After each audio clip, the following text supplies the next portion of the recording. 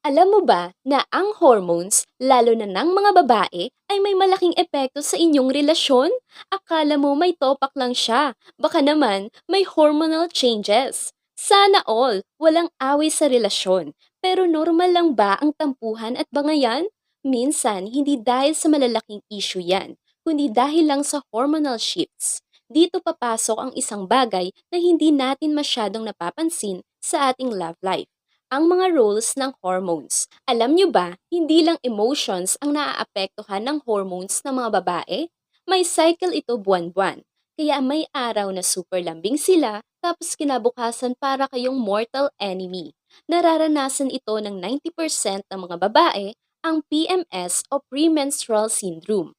Ibig sabihin, may mga araw na super irritable sila o sensitive, kahit maliit lang ang mga issue. Ito yung mga may times na magkaaway kayo nang wala sa oras at hindi nyo alam kung bakit. Ang estrogen ng babae ay parang roller coaster. May mga panahon na high energy o high mood sila, tapos biglang babagsak at ayaw makipag-usap. Kaya, minsan ang masaklap ay tinatamaan ang relasyon. Pero teka, hindi lang babae ang may hormonal drama. Araw-araw din nagbabago ang hormones ng mga lalaki.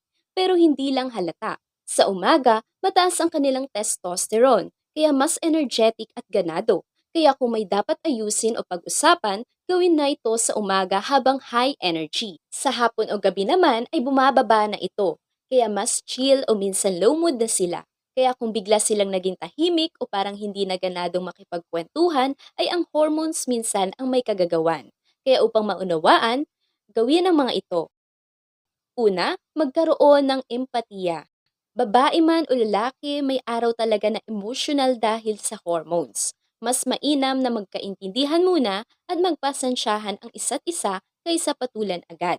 Pangalawa, kilalanin ang epekto ng hormones. Normal lang naman ito at hindi nagdadadrama lang.